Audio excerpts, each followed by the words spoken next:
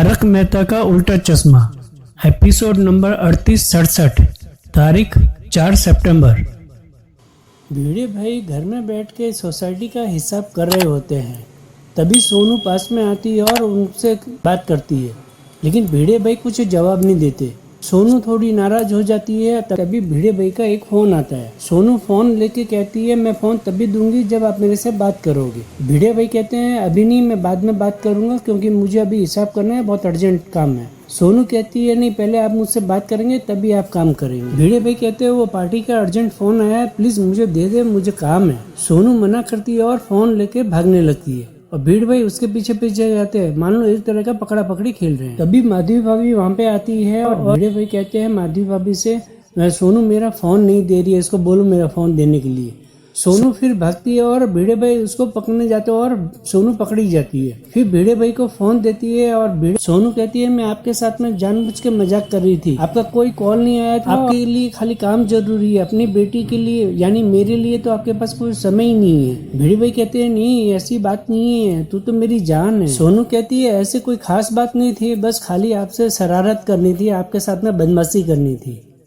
सोनू कहती है, माफ करना, मेरे कारण यदि आपको कुछ तकलीफ हुई हो तो। भिड़े भाई कहते हैं, नहीं ऐसा तो कुछ बात नहीं है, लेकिन और मेरा टेंशन दूर हो गया। दुनिया का कोई ऐसा बाप नहीं होगा जिसको अपनी बेटी की शरारत पसंद ना हो। आखिर बेटियां होती है सुख की पेटियां। बेटी बाप की जान होती है, बाप की सम्मान होती है। दादी भाभी कहती है, आपने आज का सुविचार लिखा? तभी सोनू कहती है कि बाबा आज आप भगवत गीता का कोई स्लोगन लिखिए। भिड़े भाई कहते हैं, बहुत अच्छा आइडिया है, मैं आज वही लिखता हूँ नीचे जाके। जब भिड़े भाई नीचे सुविचार लिखने जाते हैं तो माधवी भाभी से कहते हैं, मैं नीचे जाके लिख के आता हूँ, तब तक तू चाय बना के रख। भिड़े भाई के जाने के बाद में माधवी भाभी सोनू से कहती है, चलो हम लोग पकड़ा पकड़ी खेलते हैं। लेकिन जाते जाते भिड़े भाई आवाज सुन लेते हैं और कहते हैं कि पहले चाय बनाओ, बाद में पकड़ा पकड़ी खेलना। भिड़े भाई जैसे ही नीचे आते हैं तो वहाँ पे अय्यर भाई कार से जाने की तैयारी करते हैं। अय्यर भाई जैसे ही कार में बैठते हैं, भिड़े भाई कहते हैं, अरे अय्यर, तुम तो अपने दोस्तों से बात करने के लिए तुम्हारे पास वक्त नहीं है। अय्यर भाई कहते हैं, नहीं मुझे थोड़ा जल्दी है इसलिए मैं निकल रहा था, कुछ काम है तो बोलो। भिड़े भाई कहते हैं, नहीं कुछ नहीं, ऐसे ही बोल रहा था, कोई बात नहीं। ऐसा कह के भिड़े भाई निकल जाते हैं। तभी जेठालाल अपने घर से बाहर आके नीचे उतरता है तो सामने देखता है अय्यर भाई कार में बैठ के कहीं जा रहे हैं। दौड़ के आते हैं और कहते हैं, अय्यर भाई आप बबीता जी की कार लेके कहाँ जा रहे हैं? अय्यर भाई कहते हैं, बबीता की कार तो मेरी कार है ना। जेठा भाई कहते हैं कि क्या आपने बबीता जी से पूछा कार लेके जाऊं या नहीं लेके जाऊं? मैं तो मजाक कर रहा था, आप तो सीरियस हो गए। बबीता जी की कार आपकी कार है, इसमें टेंशन क्यों ले रहे हैं? फिर जेठा भाई कहते हैं कि अभिनंदन अय्यर भाई। अय्यर भाई कहते हैं, किस बात के लिए? कार लेके तो बहुत दिन हो गए। वो तो मुझे मालूम है भाई, मैं आपको चंद्रयान 3 के लिए बोल रहा हूँ अभिनंदन। कि आप कब जा रहे हो? अय्यर भाई सोच में पड़ जाते और कहते हैं, कहाँ, चांद पे? जेठा भाई कहते हैं, नहीं भाई, ऑफिस कब जा रहे हो वो बोल रहा हूँ। अय्यर भाई कहते हैं, मैं तो ऑफिस जाने के लिए निकल रहा हूँ, लेकिन तुम मेरे साथ में टाइम पास कर रहे हो। तभी भिड़े भाई आते, कहते क्यों अय्यर का टाइम पास कर रहे हो, उसको जल्दी ऑफिस जाना है, जाने दो उसको। जेठा भाई कहते हैं, हाँ जाओ जाओ जल्दी जाओ।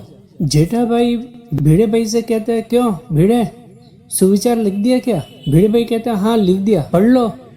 जेठा भाई कहते हैं, तुम ही पढ़ के बताओ ना। भिड़े भाई कहते हैं, क्या तुम्हें पढ़ना नहीं आता? जेठा भाई कहते हैं, तुम ही पढ़ के बताओ ना, तुम जिस भाव से पढ़ते हो वो भाव हमारे में नहीं आती, हम तो खाली पढ़ने के लिए पढ़ लेते हैं बस। फिर भिड़े भाई कहते हैं, ठीक है चलो मैं तुम्हें बताता हूँ क्या लिखा है। जेठा भाई सुविचार देख के कहते हो, ओहो आज तो श्लोक है। भिड़े भाई कहते हो, ओहो तुम तो ऐसे बोल रहे हो जैसे आज मिठाई में रसगुल्ला है, ऐसे बोल रहे हो। और दोनों हंसने लगते हैं। जेठा भाई कहते हैं, ये श्लोक तो मुझे आता है। भिड़े भाई कहते हैं, तो पढ़ के सुनाओ। फिर जेठा भाई पूरा पढ़ के बताते हैं। भिड़े भाई कहते हैं, अरे वाह तुम्हें तो आता है भी। जेठा भाई कहते हैं, ये जब मैं छोटा था तो बापूजी भगवत गीता से हर दिन मुझे एक श्लोक पढ़ के सुनाया करते थे। भिड़े भाई कहते हैं, तो इसका अर्थ तुम्हें मालूम है? जेठा भाई कहते हैं, हाँ मालूम है ना मुझे। तो भिड़े भाई कहते हैं, बताओ। जेठा भाई बताते हैं, इंसान का अधिकार सिर्फ उसके कर्मों पर है, उसके फल पे नहीं। इंसान को सिर्फ अपना कर्म करना चाहिए, उसके फल की इच्छा नहीं करनी चाहिए। ये लोग बात करते होते हैं, तभी पोपट लाल आता है और कहता है, मैं तो कर्म करता हूँ लेकिन मुझे फल तो कभी मिलता ही नहीं। जेठा भाई कहते हैं कि भगवत गीता में श्री कृष्ण यही तो कहते हैं कि अपना कर्म करते जाओ, फल की इच्छा मत करो। पोपटलाल कहता है कि कब मिलेगा फल। भिड़े भाई कहते हैं वही तो कह रहा हूँ, तुम अपना कर्म करते जाओ, फल एक न एक दिन मिल ही जाएगा समय आने पर। पोपटलाल कहते हैं ठीक है चलो, आज मैं जाता हूँ अपना कर्म करने के लिए, देखता हूँ आज फल में क्या मिलता है। तो भिड़े भाई कहते हैं क्या लड़की देखने जा रहे हो? मैं जा रहा हूँ आज मैरिज ब्यूरो मेंबरशिप के रिन्यू करने के लिए। भिड़े भाई कहता है तो तुम अपना लाइफ मेंबरशिप क्यों नहीं ले लेते? पोपटलाल कहता है कि मैं लाइफ मेंबरशिप लेके क्या करूंगा, शादी होने के बाद मैं क्या दूसरी शादी थोड़ी करूंगा, आजीवन कुंवारा थोड़ी रहना है कि लाइफ टाइम के लिए मैं मेंबरशिप ले लूं। जेठालाल कहते हैं आगे जाके तुम्हारे बच्चों के लिए भी तो काम आ सकती है ना। पोपटलाल कहते हैं भाई ऐसा नहीं होता है, वो मेरे तक ही सीमित रहता है, मेरे बच्चों तक के लिए नहीं। जेठा भाई कहते हैं क्यों, तो ऐसा नहीं होता है क्या? पोपटलाल कहते हैं नहीं ऐसा नहीं होता। फिर जेठा भाई कुछ सोच के कहते हैं अच्छा मान लो कि तुम्हारी शादी होगी। पोपटलाल एकदम खुश हो जाते हैं सुन के। पोपटलाल तो मान लेने में भी खुश हो जाते हैं, तो शादी हो जाएगी तो क्या करेंगे। जेठालाल कहते हैं कि ना करे नारायण, मान लो कि तुम्हारी पत्नी के साथ में नहीं जमा और तुम्हारा तलाक हो गया, तो समझो तुम्हारे तलाक के बाद में क्या इसी मेंबरशिप में तुम दूसरी लड़की से शादी कर सकते हो, या दूसरी लड़की से शादी करने के लिए वापस तुम्हें मेंबरशिप लेनी पड़ेगी। पोपट भाई कहते हैं अरे जेठालाल ये तो पॉइंट है, मैंने इस बारे में तो कभी सोचा ही नहीं। पोपटलाल कहते हैं ये तो पॉइंट अच्छा है, मैं तो आज ही जाके उससे पूछ लेता हूँ, मैं तो अभी जाके पूछ लूंगा। फिर भिड़े भाई कहते हैं क्या जेठालाल तुम भी अभी से उसके डिवोर्स करा दो, उसके तो शादी का ठिकाना नहीं और तुम उसके तलाक कराने के पीछे पड़े हो। तभी मेहता साहब आते हो और कहते हैं भाई किसका तलाक करा रहे हो। भिड़े भाई कहते हैं ये जेठालाल पोपटलाल का तलाक करवा रहा है, अभी तो शादी भी नहीं हुई है। मेहता साहब एकदम टेंशन में आके कहते हैं पोपटलाल से अरे तुमने शादी कब की और हम लोग को बुलाया भी नहीं।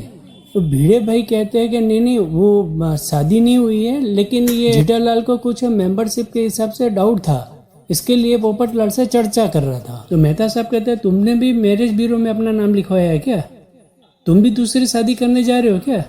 जेठा भाई कहते हैं अरे नहीं मेहता साहब ऐसा कोई बात नहीं है, भगवान करे ऐसा दिन देखना ना पड़े। जेठा भाई बात को और ना बढ़ाते हुए बात को पलट देते हैं, कहते देखिए मेहता साहब आज भिड़े ने कितना मस्त सुविचार लिखा है, देखिए।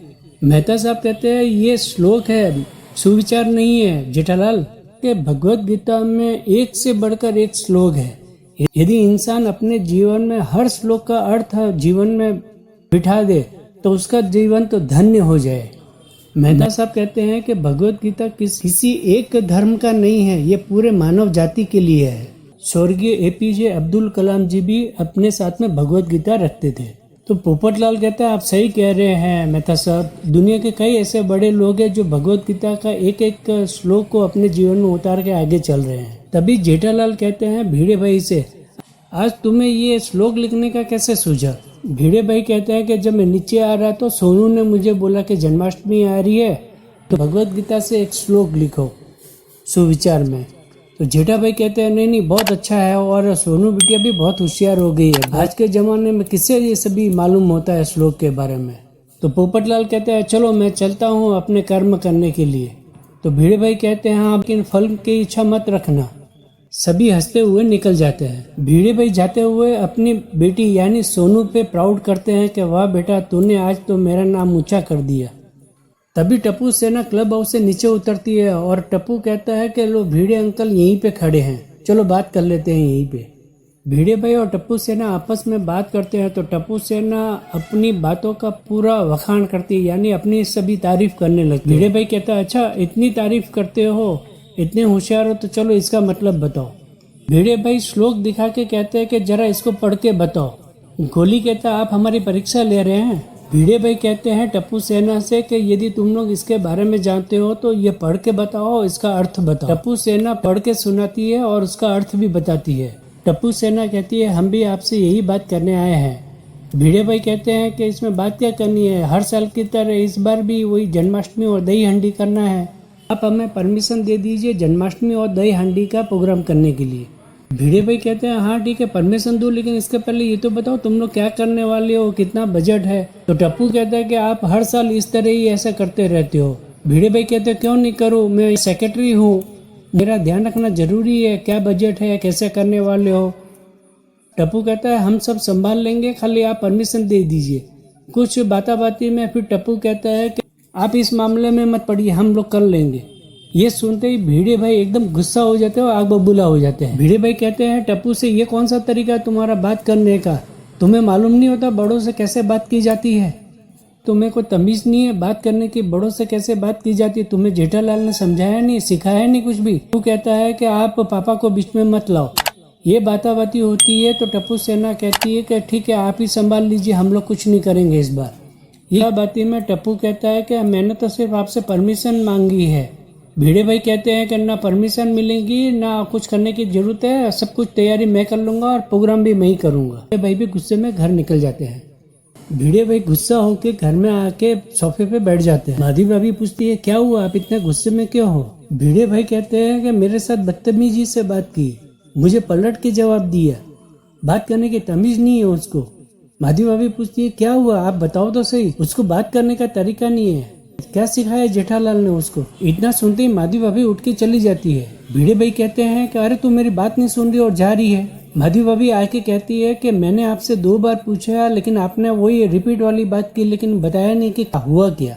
भिड़े भाई कहते हैं कि पूरी टप्पू सेना आई मेरे पास में जन्माष्टमी की तैयारी के लिए परमिशन मांगने के लिए। मैंने पूछा टप्पू सेना से कि आखिर तुम लोग की तैयारी का बजट क्या है, प्रोग्राम क्या करने वाले हो, कैसे करने वाले हो? और टप्पू कहता है कि आप वो सभी हम पे छोड़ दीजिए, आप खाली परमिशन दे दीजिए। मैंने कहा टप्पू से कि भाई परमिशन ऐसे कैसे दे दूं, मुझे भी तो मालूम होना चाहिए तुम लोग क्या कर रहे हो, कितने में कर रहे हो, क्या बजट है। तो कहते नहीं आप खाली परमिशन दे दीजिए और आप बीच में मत पड़ो, हम लोग कर लेंगे, बीच में मत पड़ो। इस तरीके से कोई बात करता है क्या? गुस्से में भिड़े भाई माधवी भाभी को कहते हैं मैं अभी जेठालाल को फोन करता हूँ दुकान पे। माधवी भाभी कहती है कि अभी वो दुकान पे बिजी होंगे, क्यों उनको डिस्टर्ब कर रहे हो? हाँ, आपका गुस्सा जायज है, आपको बोलना चाहिए, लेकिन कम से कम उनको घर तो आने दो, कि वो घर नहीं आने वाले।